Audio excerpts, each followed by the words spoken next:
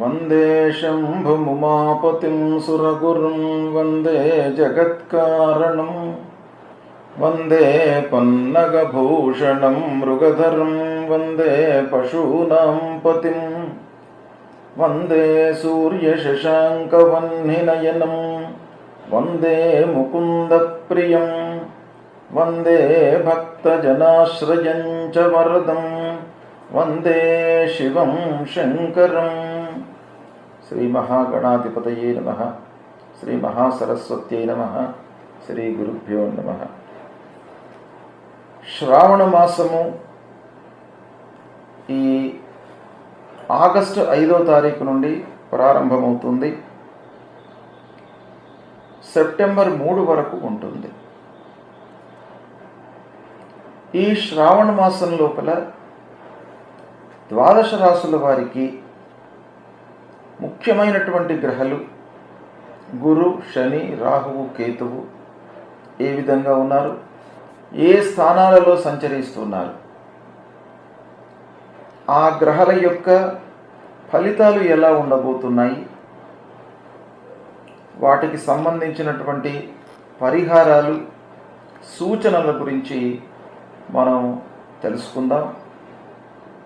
ముఖ్యంగా గోచారవశాత్తు అంటే మనము జన్మించినటువంటి సమయంలో చంద్రుడు ఉన్నటువంటి రాశి మూలకంగా ప్రస్తుతము గ్రహాలు ఏ స్థానాలలో సంచరిస్తున్నాయి అనేటువంటి విషయాన్ని గోచార ఫలితము అని అంటారు. అంటే జన్మ సమయంలో చంద్రుడు ఉన్నటువంటి రాశికి అత్యంత ప్రాధాన్యత ఉన్నది. జన్మ సమయం మూలకంగా లగ్నం వస్తుంది. ఆ లగ్నానికి ఎంతటి ప్రాధాన్యత ఉన్నదో జన్మ సమయంలో చంద్రుడు ఉన్నటువంటి రాశికి కూడాను అంతటి ప్రాధాన్యత ఉంది.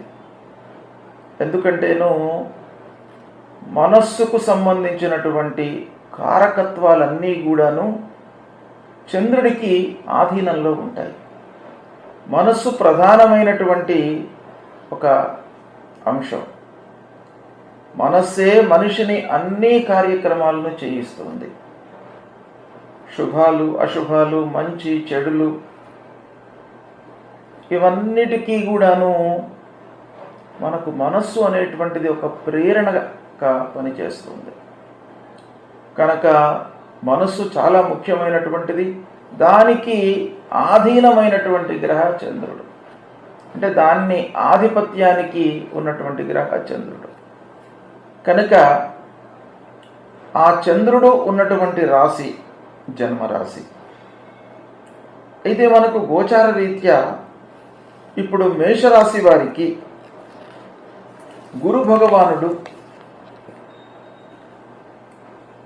ఎలా ఉన్నాడు, వృషభ రాశికి ఎలా ఉన్నాడు, మిథున రాశికి, ఇలా ద్వాదశ రాశుల వారికి గురు, శని, రాహువు, కేతువులు ఎలా ఉన్నారు అనేటువంటి విషయాన్ని తెలుసుకునే ముందు మనకు ఈ శ్రావణ మాసం లోపల గ్రహస్థితి బాగా లేనప్పుడు పరిహారాలు చేసుకోవడానికి, భగవంతుణ్ణి ఆరాధించడానికి అతి ముఖ్యమైనటువంటి మాసం గనక ప్రతి ఒక్కరు కూడాను ఈ శ్రావణ మాసాన్ని ఉపయోగించుకొని ఆ గ్రహస్థితి మూలకంగా ప్రతికూల ఫలితాలు ఉన్నటువంటి వారు ఈ మాసంలో ఆ భగవంతుని యొక్క ఆరాధన లోపల నిమగ్నమై ఉన్నట్టయితే మీకు ఆ గ్రహస్థితి మూలకంగా జనించినటువంటి దుష్ప్రభావాలన్నీ దూరమవుతాయి. కనుక ఏ గ్రహాలు ఏ రాసుల వారికి ప్రతికూలంగా ఉన్నారో ఒకసారి తెలుసుకుందాం. గురు భగవానుడు వృషభ రాశి వారికి జన్మస్థానంలో సంచరిస్తున్నాడు. మిథున రాశి వారికి ద్వాదశ స్థానంలో సంచరిస్తున్నాడు. సింహరాశి వారికి దశమ స్థానంలో సంచరిస్తున్నాడు. తులారాశి వారికి అష్టమ స్థానంలో సంచరిస్తున్నాడు. ధనుస్సు రాశి వారికి షష్ఠమ స్థానంలో సంచరిస్తున్నాడు. కుంభరాశి వారికి అర్ధాష్టమ స్థానంలో సంచరిస్తున్నాడు. మీనరాశి వారికి తృతీయ స్థానంలో సంచరిస్తున్నాడు. ఈ గురు భగవానుడు ఈ రాసులలో జన్మించినటువంటి వారికి ప్రతికూలంగా ఉన్నాడు. ముఖ్యంగా అష్టమ అర్ధాష్టమ స్థానాలు తులారాశి వారికి అష్టమ స్థానంలో సంచరిస్తున్నాడు. కుంభరాశి వారికి అర్ధాష్టమ స్థానం అంటే 4వ స్థానంలో సంచరిస్తున్నాడు. కనుక ఈ రెండు రాశులలో జన్మించినటువంటి వారికి గురు భగవానుడి యొక్క ప్రతికూలత ఎక్కువగా ఉంది. ఇక శనైశ్చరుడు వృషభ రాశిలో జన్మించినటువంటి వారికి 10వ స్థానంలో సంచరిస్తున్నాడు. మిథున రాశి వారికి 9వ స్థానంలో సంచరిస్తున్నాడు. కర్కాటక రాశిలో జన్మించినటువంటి వారికి 8వ స్థానంలో సంచరిస్తున్నాడు, ప్రతికూలంగా ఉన్నాడు. సింహరాశిలో జన్మించినటువంటి వారికి 7వ ప్రతికూలంగా ఉన్నాడు. తులారాశిలో జన్మించినటువంటి వారికి 5వ స్థానంలో ప్రతికూలంగా ఉన్నాడు. వృశ్చిక రాశిలో జన్మించినటువంటి వారికి అర్ధాష్టమ స్థానంలో ఉన్నాడు. ఇక మకర రాశిలో జన్మించినటువంటి వారికి 2వ స్థానం, కుంభరాశిలో జన్మించినటువంటి వారికి జన్మస్థానం, మీనరాశిలో జన్మించినటువంటి వారికి 12వ స్థానం. అంటే మకర కుంభ మీన రాశులలో జన్మించినటువంటి వారికి ప్రస్తుతము ఏలినాటి శని రన్ అవుతుంది. కనుక ఈ 3 రాశులలో జన్మించినటువంటి వారికి ఏలినాటి శని, 7.5 శని, వృశ్చిక రాశి వారికి అర్ధాష్టమ శని, కర్కాటక రాశి వారికి అష్టమ శని. ఈ విధంగా శని భగవానుడి యొక్క సంచారము ఈ రాశుల వారికి ప్రతికూలంగా ఉంది. అదేవిధంగా రాహువు మేషరాశి వారికి 12వ స్థానంలో సంచరిస్తున్నాడు, ప్రతికూలంగా ఉన్నాడు. మిథున రాశి వారికి 10వ, కర్కాటక రాశి వారికి 9వ స్థానం, సింహరాశి వారికి 8వ స్థానం, కన్యా రాశి వారికి 7వ స్థానం, వృశ్చిక రాశి వారికి 5వ స్థానం, ధనుస్సు రాశి వారికి అర్ధాష్టమ స్థానం, కుంభరాశి వారికి 2వ స్థానం, మీనరాశి వారికి జన్మస్థానం. ఈ విధంగా ఈ రాశులలో జన్మించినటువంటి వారికి రాహువు ప్రతికూలంగా ఉన్నాడు. ముఖ్యంగా సింహరాశి వారికి అష్టమంలో ఉన్నాడు. ధనుస్సు రాశిలో జన్మించినటువంటి వారికి అర్ధాష్టమంలో ఉన్నాడు. ఇక కేతువు వృషభ రాశి వారికి 5వ స్థానం, మిథున రాశి వారికి అర్ధాష్టమ స్థానం, సింహరాశి వారికి 2వ స్థానం, కన్యా రాశి వారికి జన్మస్థానం, తులారాశి వారికి 12వ స్థానం, ధనుస్సు రాశి వారికి 10వ స్థానం, మకర రాశి వారికి 9వ స్థానం, కుంభరాశి వారికి అర్ధాష్టమ స్థానం, మీనరాశి వారికి 7వ స్థానం. అంటే మిథున రాశి వారికి అర్ధాష్టమం, కుంభరాశి వారికి అష్టమం. ఈ స్థానాలలో కేతు యొక్క సంచారము ఉంది. ఈ స్థానాలు, ఈ రాశులు నేను చెప్పినటువంటి విధానంగా ఆయా స్థానాలలో ఈ ముఖ్యమైనటువంటి గ్రహాలు గురు, శని, రాహువు, కేతువు సంచరిస్తున్నాడు. ఈ రాశుల వారికి ప్రతికూలంగా ఉంది. ముఖ్యంగా ఏంటంటే గోచారం లోపల 12వ జన్మస్థో శని అంగారకో గురు కురువంతి ప్రాణ సందేహం స్థానభ్రంశం ధనక్షయం అని. అంటే 12వ స్థానంలో శని ఉన్నప్పుడు చాలా ప్రతికూలమైనటువంటి ప్రభావాన్ని చూపిస్తాడు. 12వ స్థానం అంటే ఇప్పుడు ప్రస్తుతం మీనరాశి వారికి 12వ స్థానంలో సంచరిస్తున్నాడు. అంటే 12వ స్థానంలో శని సంచరిస్తున్నప్పుడు ఏలినాటి శని ప్రారంభం అన్నమాట. 12వ స్థానంలో ఉన్నప్పుడు ఏం చేస్తాడు? అనవసరమైనటువంటి ఖర్చులను క్రియేట్ చేస్తాడు. ఊహించని ఖర్చులు ముందుకు వస్తాయి. మనకు మనోవ్యాకులతను చేకూరుస్తాడు. అంటే అతిగా ఖర్చు అయ్యేటప్పటికీ మనిషికి చేతిలో డబ్బులు ఉండదు. ఏదైనా ముఖ్యమైనటువంటి పనులు చేద్దామనంటే వీలు పడదు. సందిగ్ధమైనటువంటి ఒక సమయాన్ని క్రియేట్ చేస్తాడు. కనుక 12వ స్థానం చాలా ప్రతికూలమైనటువంటిది. అది మీనరాశి వారికి ఇప్పుడు శనైశ్వరుడు 12వ స్థానంలో సంచరిస్తున్నాడు. ఇక అష్టమ స్థానంలో కుజుడు, అన్నిటికంటే అష్టమ స్థానంలో కుజుడు సంచరించడము చాలా ప్రతికూలమైనటువంటి విషయము మనకు గోచారం చెప్తోంది. అయితే తులారాశి వారికి, వృశ్చిక రాశి వారికి అష్టమంలో అంగారకుడు ప్రస్తుతం సంచరిస్తున్నాడు. ద్వాదశాష్టమ జన్మస్థో శని అంగారకో గురుహు. గురు జన్మస్థానంలో, ఏ రాశుల వారికి జన్మస్థానంలో సంచరిస్తున్నాడు? వృషభ రాశిలో జన్మించినటువంటి వారికి జన్మస్థానంలో సంచరిస్తున్నాడు. స్థానభ్రంశం ధనక్షయం అని, ప్రాణ సందేహం స్థానభ్రంశం ధనక్షయం. ధనక్షయం జన్మస్థానంలో గురువు సంచరిస్తూ ఉన్నప్పుడు డబ్బు విషయంలో చాలా జాగ్రత్త పడాలి. ధనక్షయం, మనం ఎవరికైనా డబ్బు ఇస్తే మళ్ళీ తిరిగి వస్తుందో రాదో అనేటువంటి ఒక భ్రమలోకి వెళ్ళిపోతాం మనం.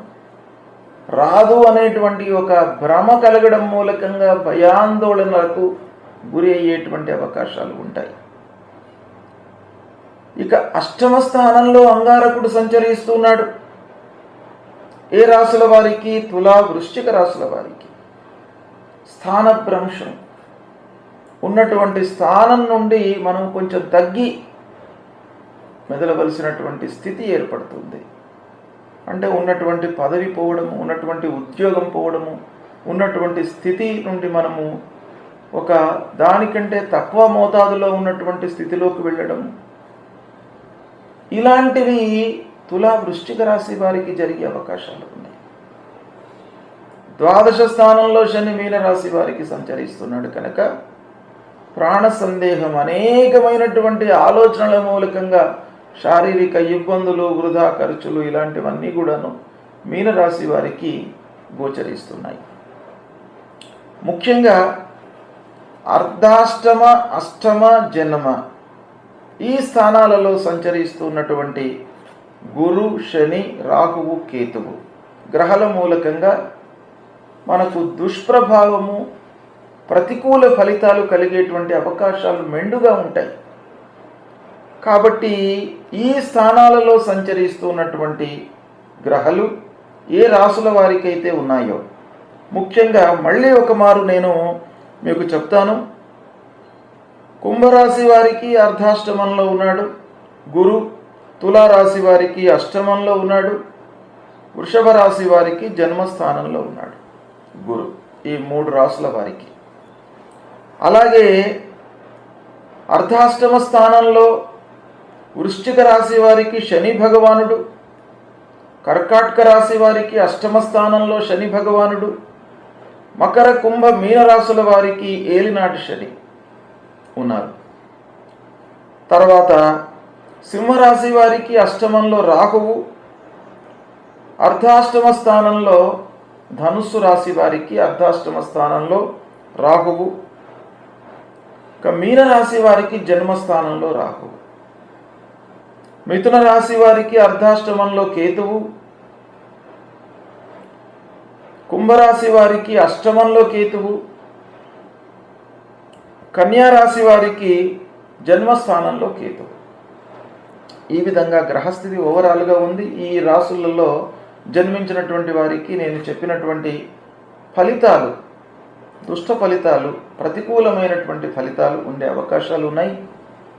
వాటికి సూచనలు ఏంటయ్యానంటే, అనుకూలత లేనప్పుడు మనం జాగ్రత్త పడాలి. మానసికంగా, శారీరకంగా ఒక దృఢమైనటువంటి చిత్తాన్ని, అంటే మనస్సును నిలుపుకొని పనులు చేయాలి. ఏకాగ్రత పెంచుకోవాలి. పనులపై ద్విగుణీకృతమైనటువంటి ఎఫర్ట్స్ పెట్టాలి. మామూలుగా గ్రహస్థితి ఉన్నప్పుడు మనం బ్లైండ్గా చేసినప్పటికీ పనులు నెరవేరుతాయి. ప్రతికూలత ఉన్నప్పుడు, అనుకూలంగా లేనప్పుడు మనము ఎఫర్ట్స్ అనేవి ఎక్కువగా పెట్టాలి. ప్రతి విషయాన్ని ఆలోచించి నిర్ణయించాలి, నిర్ణయాలు తీసుకోవాలి. ఆరోగ్య విషయమై శ్రద్ధ తీసుకోవాలి. ఆహార నియమాలను పాటించాలి. స్నేహితులు, బంధువులు అందరితోనూ కూడాను మనం సఖ్యతతో ఉండడానికై ప్రయత్నాలు చేయాలి. ఇవి మనము చేయవలసినటువంటి కర్తవ్యం ప్రతికూలంగా ఉన్నప్పుడు. సరే, ఇవి సూచనలు మీకు చెప్పాను. ప్రతికూలంగా ఉన్నప్పుడు పరిహారం ఏం చేసుకోవాలి? ఇప్పుడు ప్రస్తుతము శ్రావణ మాసము ఈ 5వ ఆగస్టు నుండి ప్రారంభమవుతుంది, 3 సెప్టెంబర్ వరకు ఉంటుంది. ఈ శ్రావణ మాసంలో అనేకమైనటువంటి పండుగలు, ముఖ్యమైనటువంటి పండుగలు చాలా ఉన్నాయి. ఇది శ్రావణ మాసం అనేటువంటిది శివనక్త వ్రతారంభంతో ప్రారంభమవుతుంది. అంటే ఆ ఈశ్వరుడికి, సదాశివుడికి శివనక్తము అంటే, నక్తము అనంటే రాత్రి. రాత్రి మనం భోంచేయాలి. మరి పగలంతా ఏం చేయాలి? పగలు మనము ఆ శివారాధన చేస్తూ ఉపవాసంతో ఉంటూ ఏమీ తినకుండా పళ్ళు పాలు తాగి ఆ శివారాధన చేసి సాయంకాలమైన తర్వాత అంటే ప్రదోషానంతరము దీపాన్ని వెలిగించి నక్షత్ర దర్శనం చేసుకున్న తర్వాత అప్పుడు మనం భోజనం చేయాలి. దీన్ని శివనక్త వ్రతము అని అంటారు. ఈ శివనక్త వ్రతము ఎవరైతే ఈ శ్రావణ మాసము ఆచరిస్తారో వారికి అపమృత్యు దోషము తొలగుతుంది. అంటే అనవసరమైనటువంటి శారీరక ఇబ్బందులు, అనారోగ్య సమస్యలు ఏవైతే తలెత్తుతాయో వాటి నుండి మీరు విముక్తులవుతారు. ఆ భగవంతుడు, ఆ పరమేశ్వరుడు ఈ శివనక్త వ్రతము చేసినటువంటి ఆ వ్యక్తులకు అపమృత్యు దోషాన్ని దూరము చేసి ఆయురారోగ్యాలు ఇస్తాడు అనేటువంటి విషయాన్ని మనకు పురాణ ఇతిహాసాలు తెలియజేసినాయి.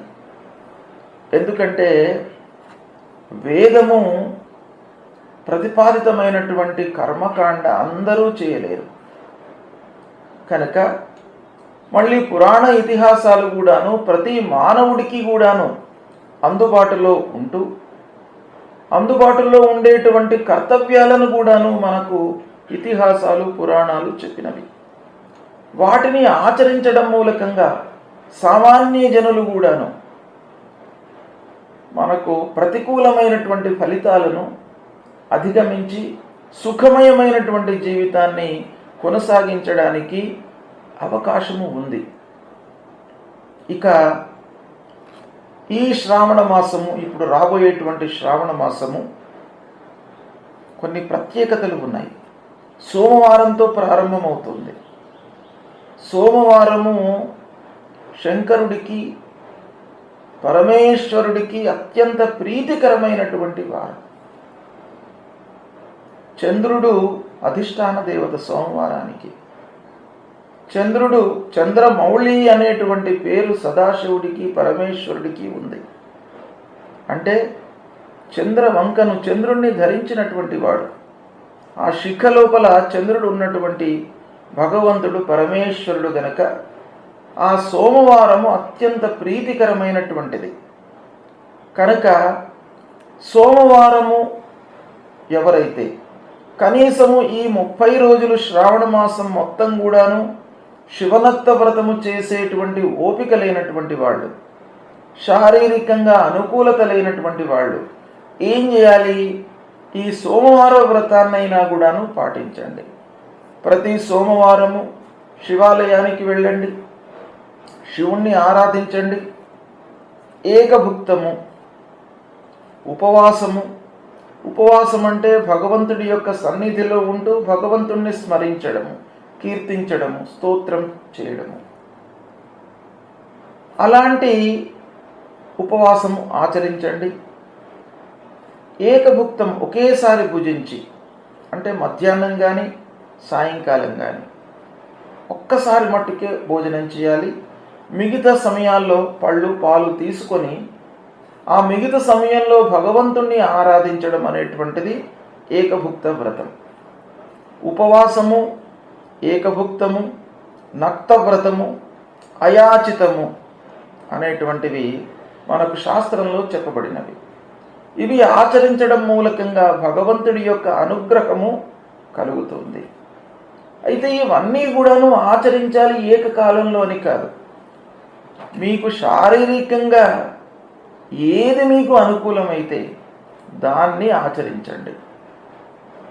ఉపవాసం ఏమీ తినకుండా పళ్ళు పాలు తీసుకొని మీరు ఆరాధన చేస్తూ ఈ నెల రోజులు కూడాను భగవంతుడి యొక్క సాన్నిధ్యంలో ఉంటూ ఆ భగవంతుణ్ణి ఆరాధిస్తారు అని అనుకుంటే అది చేయండి. లేదా శరీరం మనకు అనుకూలించదు అనుకుంటే ఏకభుక్తం ఒకసారి భోంచేయండి, మిగతా సమయం లోపల పళ్ళు పాలు తీసుకోండి, భగవంతుణ్ణి ఆరాధించండి. లేదా మొత్తం దినమంతా కూడాను ఉపవాసం ఉండి నక్తవ్రతాన్ని ఆచరించండి.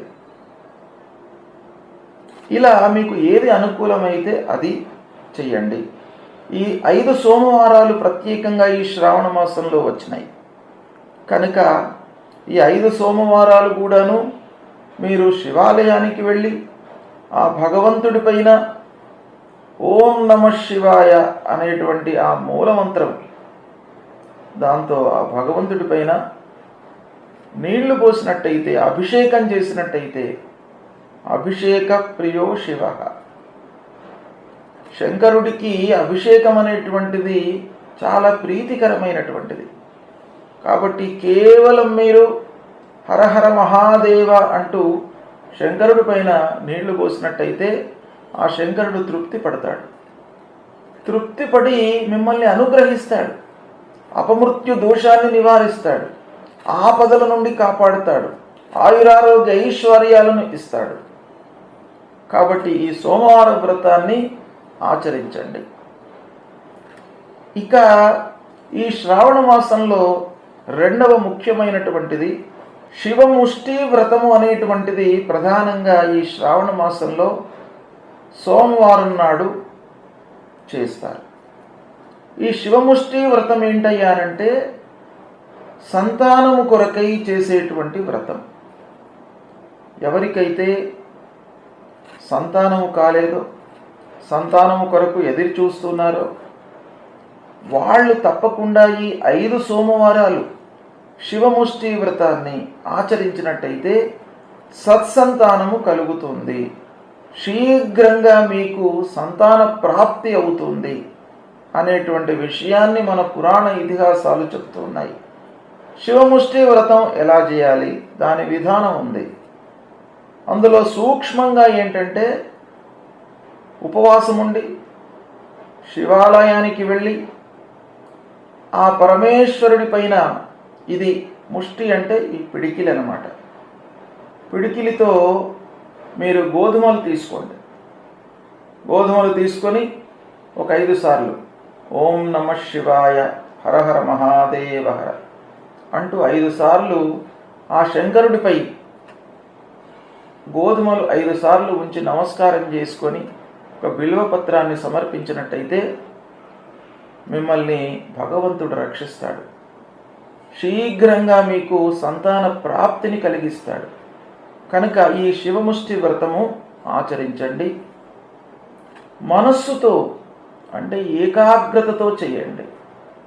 మనస్సును 100% భగవంతుడి పైన లగ్నం చేసి మీరు ఆ కార్యాన్ని, ఆ వ్రతాన్ని ఆచరించండి. తప్పకుండా మీకు ఫలితం కలుగుతుంది. రెండవది మంగళగౌరీ వ్రతం. ఈ శ్రావణ మాసంలో ప్రతి మంగళవారం కూడాను ఆ అమ్మవారు మంగళకరము అనంటే శుభాన్ని కలిగించేటువంటి ఆ అమ్మవారు, అంటే సౌభాగ్యాన్ని ఇచ్చేటువంటి అమ్మవారు. ఈ మంగళగౌరీ వ్రతాన్ని మీరు ఆచరించినట్టయితే అఖండ సౌభాగ్యత సిద్ధ్యర్థం మంగళగౌరీ పూజనంచ కరిష్యే అని మనకు ఆ సంకల్పంలో ఉంటుంది. కాబట్టి అఖండ సౌభాగ్యత కొరకు మాంగళ్య గౌరీ, మంగళగౌరీ వ్రతాన్ని మనం ఆచరిస్తాం. అది అందరూ కూడాను కొత్తగా పెళ్ళైనటువంటి వాళ్ళు లేదా సువాసినులందరూ కూడాను ఈ శ్రావణ మాసంలో మంగళగౌరి వ్రతాన్ని ఆచరించినట్టయితే అమ్మవారి యొక్క అనుగ్రహంతో అఖండ సౌభాగ్యత మీకు సిద్ధిస్తుంది. ఇది రెండవ వ్రతం ఈ శ్రావణ మాసంలో. తర్వాత నాగుల చవితి, నాగుల పంచమి. ఈ నాగుల చవితి, నాగుల పంచమి అనేటువంటివి కూడాను శంకరుడు ధరించినటువంటి ఆ సర్పాలకు మళ్ళీ మనం పూజ చేయడం, ఇది కూడాను శివుడికి సంబంధించినటువంటి వ్రతమే. అంటే పుట్టలో ఉన్నటువంటి ఆ నాగరాజును మనము పూజించడం, తద్వారా మనకేమవుతుంది, ఆ సర్పాన్ని నాగుల చవితి నాడు, నాగుల పంచమి నాడు సర్పాన్ని పూజించడం మూలకంగా రాహుకేతులకు సంబంధించినటువంటి దోషం పరిహారం అవుతుంది. తద్వారా మనకు మానసికమైనటువంటి ఇబ్బందులు లేకుండా ఉంటాయి. సత్సంతానము సంప్రాప్తమవుతుంది. పిల్లలు అభివృద్ధిలోకి వస్తారు. వాళ్ళ చదువు, సంధ్యలు, ఉద్యోగము అన్నీ కూడాను ఒక సుఖమయంగా జరుగుతాయి. కనుక ఈ నాగుల చవితి, నాగుల పంచమిని కూడాను మీరు ఉపయోగించుకొని వాటికి సంబంధించినటువంటి పూజలు మీరు చేయడం మూలకంగా ఎలాంటి గ్రహస్థితి ఉన్నా కూడాను ఆ భగవంతుడు, ఆ నాగరాజు యొక్క అనుగ్రహం మూలకంగా మీకు మంచి జరుగుతుంది. తర్వాత శీతల సప్తమి అనేటువంటిది ఉంటుంది. సప్తమి రోజున శీతలాదేవి కూడాను అమ్మవారి యొక్క స్వరూపమే. కనుక ఆ శీతల సప్తమి రోజున అమ్మవారిని పూజించినట్టయితే మీకు సుఖమయమైనటువంటి జీవితము, సుఖమయమైనటువంటి దాంపత్యము, అన్యోన్య దాంపత్యము ఉంటుంది అనేటువంటి విషయాన్ని మన ఇతిహాసాలు, పురాణాలు తెలియజేస్తున్నాయి. కాబట్టి ఈ శీతల వ్రతాన్ని కూడాను మీరు ఆచరించినట్టయితే మీకు ఉన్నటువంటి ఈ గ్రహస్థితి మూలకంగా ఉద్భవించేటువంటి ఈ దుష్ప్రభావం అంతా కూడాను దూరమవుతుంది. తర్వాత మళ్ళీ ముఖ్యంగా మనకు ఈ శ్రావణ మాసంలో అశ్వత్థ మారుతి పూజనం అనేటువంటిది ఒకటి ఉంటుంది. అశ్వత్థం అంటే రాగి చెట్టు. ఆ రాగి చెట్టు కింద ఉన్నటువంటి మారుతి అనంటే ఆంజనేయ స్వామి. అశ్వత్థం అనేటువంటిది త్రిమూర్తి యొక్క స్వరూపం. బ్రహ్మ, విష్ణు, మహేశ్వరుల యొక్క స్వరూపమే రాగి చెట్టు. ఆ రాగి చెట్టు దగ్గర ఉన్నటువంటి ఆంజనేయ స్వామిని ప్రతి శనివారము ఈ శ్రావణ మాసంలో ఎవరైతే పూజిస్తారో ఆ ఆంజనేయ స్వామిని దర్శించుకొని ఆ రాగి చెట్టు చుట్టూ 3 ప్రదక్షిణాలు చేస్తూ ఆంజనేయ స్వామిని కొలిచినట్టయితే శని భగవానుడికి సంబంధించినటువంటి ప్రతికూల ఫలితాలన్నీ కూడాను దూరమవుతాయి. కాబట్టి అశ్వత్థ మారుతి పూజ అనేటువంటిది ఈ శ్రావణ మాసంలో విశేషంగా చెప్పబడి ఉన్నది. కనుక ప్రతి శనివారం నాడు మీకు దగ్గరలో అందుబాటులో ఉన్నటువంటి రావి చెట్టు, ఆ రావి చెట్టు దగ్గరనే ఉన్నటువంటి ఆంజనేయ స్వామిని మీరు ఎంచుకొని ప్రతి శనివారం వెళ్ళి దర్శించుకున్నట్టయితే మీకు ఆ శని భగవానుడి యొక్క అనుగ్రహం లభిస్తుంది. మీ లోపల ధైర్య సాహసాలు పెరుగుతాయి. మానసిక ఇబ్బందులు లేకుండా ఉంటాయి. సృజనాత్మకమైనటువంటి మనస్సును కల్పిస్తాడు. సమయస్ఫూర్తితో నిర్ణయాలు తీసుకునేటువంటి ఒక మీకు సంకల్పాన్ని, మనస్సును ఆ భగవంతుడు మీకు ఇస్తాడు. రావలసినటువంటి డబ్బు మీకు అందుతుంది. అపమృత్యు దోషాలు దూరం అవుతాయి. కాబట్టి అశ్వత్థ మారుతి పూజ అనేటువంటిది ప్రతి శనివారం చేయండి. ఈ శ్రావణ మాసంలో దానికి ప్రత్యేకమైనటువంటి స్థానం ఉంది. దాన్ని మీరు ఆచరించండి. తర్వాత వరలక్ష్మి వ్రతం. ఈ శ్రావణ మాసంలో ముత్తైదువులకు సౌభాగ్యాన్ని ఇచ్చేటువంటిది వరమహాలక్ష్మి వ్రతం, వరలక్ష్మి వ్రతం. మీరు కోరినటువంటి కోరికలను తీర్చేటువంటి అమ్మవారు ఆ వరలక్ష్మి. శుక్రవారం రోజున పౌర్ణిమకి ముందు వచ్చేటువంటి శుక్రవారం రోజున వరలక్ష్మి వ్రతాన్ని ఆచరిస్తారు. కాబట్టి అది కూడాను ఈ శ్రావణ మాసంలోనే వస్తుంది. కనుక ప్రతి ముత్తైదువ వరలక్ష్మి వ్రతాన్ని ఆచరించి అఖండ సౌభాగ్యతను పొందేటువంటి అవకాశము ఉంటుంది. కనుక తప్పకుండా అందరూ కూడాను ఈ వరలక్ష్మి వ్రతాన్ని ఆచరించాలి. ఈ శ్రావణ మాసంలో వరలక్ష్మి వ్రతానికి కూడాను ప్రాధాన్యత ఉంది. తర్వాత శ్రావణ మాసంలో వచ్చేటువంటి ఏకాదశి పవిత్రతను ఇస్తుంది. మీ లోపల పవిత్రత, శారీరక మానసిక పవిత్రత. మనిషి పవిత్రమైనటువంటి ఒక ఆలోచన ఉన్నట్టయితే తప్పకుండా జీవితంలో విజయం అనేటువంటిది లభిస్తుంది. మనిషికి ముఖ్యమైనటువంటిది ఏంటయ్యానంటే ఆలోచన. మన ఆలోచన విధానమే పవిత్రంగా ఉండాలి. ఈ ఆలోచన విధానంలోనే మనకు శంక ఉందనుకోండి, వేరే వాడిని మోసం చేయాలి అనేటువంటి ఇలాంటి ఆలోచనలు ఉన్నటువంటి వాడికి ఆ క్షణంలో మనకు విజయం చేకూరినా కూడాను మళ్ళీ ఏదో ఒక సమయంలో మనం ఇబ్బంది పడుతూ ఉంటాం. కనుక మనిషికి పవిత్రమైనటువంటి ఆలోచనలు, శుద్ధమైనటువంటి ఆలోచనలు రావడానికి ఈ శ్రావణ మాసంలో వచ్చేటువంటి శుక్ల ఏకాదశి రోజున వ్రతాన్ని మీరు ఆచరించండి. తర్వాత ముఖ్యంగా రాఖీ పౌర్ణిమ, రక్షాబంధనము అనేటువంటి పండుగ మనకు పౌర్ణిమ నాడు వస్తుంది. ఇది చాలా అత్యంతమైనటువంటి ప్రాధాన్యత కలిగినటువంటి వ్రతం. ఒక అన్యోన్యతను, అన్నా చెల్లెల మధ్యన అన్యోన్యతను, అందరినీ కూడాను, అంటే ఈ ప్రపంచంలో మన చుట్టూ ఉన్నటువంటి వాళ్ళందరినీ కూడాను ఒక స్నేహితులుగా, బంధువులుగా, అక్కా చెల్లెలుగా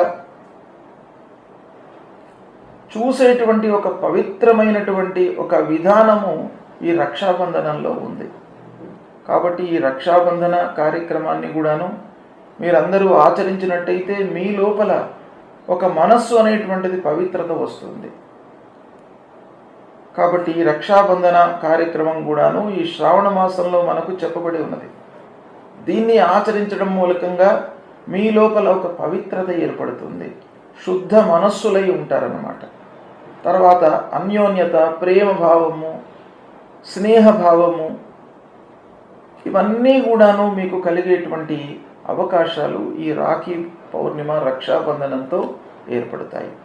అదే రోజున యజ్ఞోపవీతం, జంధ్యాల పౌర్ణిమ అంటాం. యజ్ఞోపవీత ధారణ చేస్తాం. యజ్ఞోపవీతము అనేటువంటిది మనిషికి చాలా ముఖ్యమైనటువంటిది. అంటే వైదిక కర్మలకు ప్రారంభము ఆ ఉపనయనము ద్వారా మనిషికి వస్తుంది. ఆ ఉపనయనానంతరము యజ్ఞోపవీత ధారణ చేస్తాం. అక్కడి నుండి అమ్మవారిని, గాయత్రి అమ్మవారిని ప్రతినిత్యం కూడాను పూజ చేస్తూ ఉంటాం. తర్వాత సూర్యుడికి అర్ఘ్యప్రదానం చేస్తూ ఉంటాం. కాబట్టి ఆ ఉపనయనానంతరము ఏదైతే మనకు ఆ యజ్ఞోపవీతం వేసుకుంటామో దాన్ని మళ్ళీ సంవత్సరానికి ఒక మారుస్తుంటాం. ప్రతి పౌర్ణిమ నాడు ఆ పాత యజ్ఞోపవీతాన్ని తీసివేసి కొత్తది మళ్ళీ ధరిస్తాం. అంటే మనకు తెలియకుండా కొన్ని కార్యక్రమాలు చేయడం మూలకంగా మన లోపల మలినము ఏర్పడుతుంది. కాబట్టి ఆ యజ్ఞోపవీతానికి కూడాను మలినము ఆపాదన అనేటువంటిది జరుగుతుంది. దాన్ని మనం విసర్జించి మళ్ళీ కొత్త యజ్ఞోపవీతము ధారించి మళ్ళీ మరునాడి నుండి యథావిధిగా సంధ్యావందనము, గాయత్రి జపము, అర్ఘ్యప్రదానము ఇవన్నీ కూడాను చేయడం అనేటువంటిది జరుగుతుంది.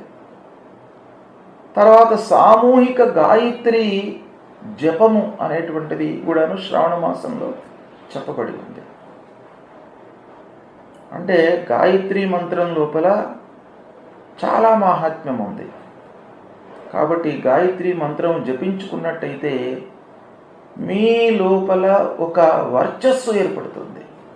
అంటే మీ ముఖంలోనే ఒక భగవంతుని యొక్క స్వరూపము, మీ ముఖంలో ఆ వర్చస్సు మారిపోతుంది, ఒక విద్వత్తు వస్తుంది, అన్ని విషయాలను తెలుసుకున్నటువంటి ఒక జ్ఞానం మీకు వస్తుంది. కనుక ఆ గాయత్రి మంత్రాన్ని కూడాను ప్రతినిత్యము చేసుకోవడానికి వీలుగా మనకు శ్రావణ మాసంలో ఈ పౌర్ణిమ, ప్రతిపద ఇవి చెప్పబడి ఉన్నాయి. తర్వాత ముఖ్యంగా శ్రీకృష్ణ జన్మాష్టమి ఇదే శ్రావణ మాసంలో వస్తుంది. అంటే ఇంతవరకు పరమేశ్వరుడు శంకరుడికి సంబంధించినటువంటి పూజలు, తద్వారా పరిహారాలు, అమ్మవారికి సంబంధించినటువంటివి, తర్వాత గాయత్రి అమ్మవారికి సంబంధించినటువంటిది, తర్వాత శ్రీకృష్ణ భగవానుడు శ్రావణ బహుళ అష్టమి రోజున జన్మించాడు. అంటే మన కొరకు అవతారాన్ని ఎత్తాడు. భగవంతుడికి జన్మ అనేటువంటిది ఉండదు, కానీ మన కొరకు, అంటే దుష్ట శిక్షణ కొరకు భగవంతుడు అవతారాన్ని ఎత్తుతాడు. శిష్ట రక్షణ కొరకు, అంటే దుష్ట శిక్షణ ఎంత ముఖ్యమో దానికంటే కూడాను మంచి వాళ్ళను కాపాడడం అనేటువంటిది కూడాను చాలా గొప్ప విషయం. ప్రతి యుగం లోపల కూడాను అవసరమైనప్పుడల్లా భగవంతుడు మంచి వాళ్లను, భక్తులను రక్షించడానికి కూడాను అవతారాలు ఎత్తుతాడు. ఆ నేపథ్యంలోనే శ్రీకృష్ణ భగవానుడి రూపంలో అవతరించాడు ఆ భగవంతుడు. అది శ్రావణ మాసంలో జరిగింది. కనుక ఈ శ్రావణ మాసంలో శ్రీకృష్ణ భగవానుడు అవతారం ఎత్తాడు. కనుక ఆ శ్రీకృష్ణుని యొక్క జపము మీకు తప్పకుండా మీరు చేసినట్టయితే మీ లోపల ఆ గ్రహాల మూలకంగా ఏదైతే దుష్ప్రభావం కలుగుతుందో అవన్నీ కూడాను దూరమవుతాయి. ఆ భగవంతుడు శ్రీకృష్ణుడు సంపూర్ణ అవతారం గనుక ఆ శ్రీకృష్ణ భగవానుడిని మీరు ఆరాధించినట్టయితే తప్పకుండా మీ లోపల ఒక సమయస్ఫూర్తితో తీసుకునేటువంటి నిర్ణయాలు, వాటికి సంబంధించినటువంటి మనస్సును, పవిత్రతను మీకు ఆపాదిస్తాడు. ఇక దాని తర్వాత మళ్ళీ అమావాస్య, పొలాల అమావాస్య అంటారు. ఈ పొలాల అమావాస్య ఆ రోజున వృషభ పూజ చేస్తారు. వృషభము నంది వాహనము శంకరుడు. అంటే ఈ వృషభము మళ్ళీ శంకరుడి యొక్క పూజ, శంకరుడికి సంబంధించినటువంటి పూజ కనుక ఇది చేయటము. ఈ వృషభ పూజ ముఖ్యంగా వ్యవసాయదారులు ఎక్కువగా చేస్తూ ఉంటారు. ఇలా మనకు ఈ శ్రావణ మాసంలో అనేకమైనటువంటి దైవిక కార్యక్రమాలు, వ్రతాలు పురాణ ఇతిహాసాలలో చెప్పబడి ఉన్నాయి. కనుక ఈ శ్రావణ మాసాన్ని మీరందరూ కూడాను ఆచరించి, ఈ చెప్పినటువంటి వ్రతాలను, విధానాలను, సూచనలను ఆచరించి ఆయా రాసులలో జన్మించినటువంటి వారికి జన్మ, అర్ధాష్టమ, అష్టమ స్థానాలలో గురు, శని, రాహు, కేతువులు సంచరిస్తున్నటువంటి ఆ రాసులలో జన్మించినటువంటి వారు ప్రత్యేకంగా ఈ శ్రావణ మాసాన్ని ఉపయోగించుకున్నట్టయితే మీకు మంచి ఫలితాలు కలుగుతాయి. ఈ శ్రావణ మాసంలో మీరు చేసినటువంటి ఈ వ్రతాల మూలకంగా సంవత్సరాంతం కూడాను మీకు శుభం కలుగుతుంది. తప్పకుండా ఆచరించండి, శుభ ఫలితాలను పొందండి. శుభం.